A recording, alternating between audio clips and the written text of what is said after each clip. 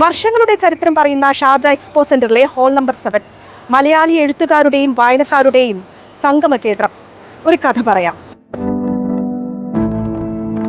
1982 UAE supreme council അംഗവും Sharjah ഭരണാധികാരിയുമായ Sheikh doctor Sultan bin Muhammad Al കാസിമിയുടെ തണലിൽ തുടക്കം കുറിച്ച Arab book fair contemporary book ഫെയറായും ഷാർജ വേൾഡ് ബുക്ക് ഫെയറായും പിന്നീട് നാം ഇന്ന് കാണുന്ന ഷാർജ അന്താരാഷ്ട്ര ബുക്ക് ഫെയറായും വളർന്നു. 12 വർഷം പുറകിലേക്ക് പോകുമ്പോൾ മലയാളത്തിൽ നിന്നുള്ള 2-3 പ്രസാധകർ പങ്കെടുത്ത ഷാർജ അന്താരാഷ്ട്ര പുസ്തകമേള. അന്ന് മലയാളി എഴുത്തുകാരുടെ പ്രത്യേക പ്രകാശന വേദിയായ റൈറ്റേഴ്സ് ഫോറം ഇല്ല.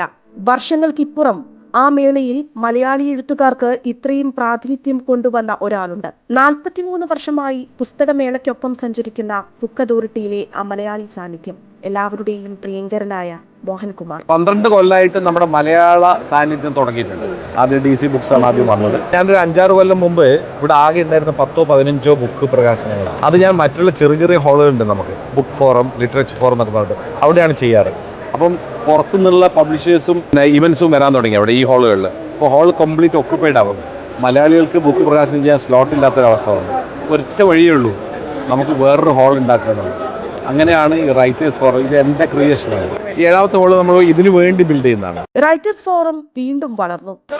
ഇപ്രാവശ്യം എനിക്ക് വന്ന അപ്ലിക്കേഷൻ 780 അപ്ലിക്കേഷൻസ് വന്നിട്ടുണ്ട്. ഈ അപ്ലിക്കേഷൻസ് എനിക്ക് ആകെ ഇവിടെ കൊടുക്കാൻ പറ്റിയിട്ടുള്ള വെറും 400 ബുക്കുകളാണ്. ഇന്ത്യക്ക് പുറത്ത് മലയാളി എഴുത്തുകാരും വായനക്കാരും ഇത്രയധികം പങ്കെടുക്കുന്ന പുസ്തകോത്സവം വേറെ ഉണ്ടായിരിക്കില്ല. ഇതിന്റെ എവരിത്തിങ് ആരാന്ന് വെച്ച് കഴിഞ്ഞാൽ നമുക്ക് ഒരാൾ മാത്രമേ ചൂണ്ടിക്കാണിക്കാൻ പറ്റുള്ളൂ.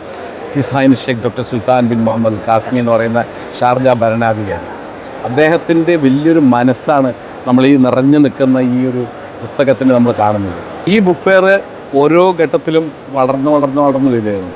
കഴിഞ്ഞ 15 വർഷം കൊണ്ടാണ് ഇത് ഒരുപാട് മുന്നിലേക്ക് പോയത്. എല്ലാ ഭാഷയെയും എഴുത്തിനെയും ഉൾക്കൊള്ളാനുള്ള ആ വിശാലതയും നേതൃപാഠവും തന്നെയാണ് ഈ മേളയുടെ ഓരോ കാലത്തെയും വളർച്ച.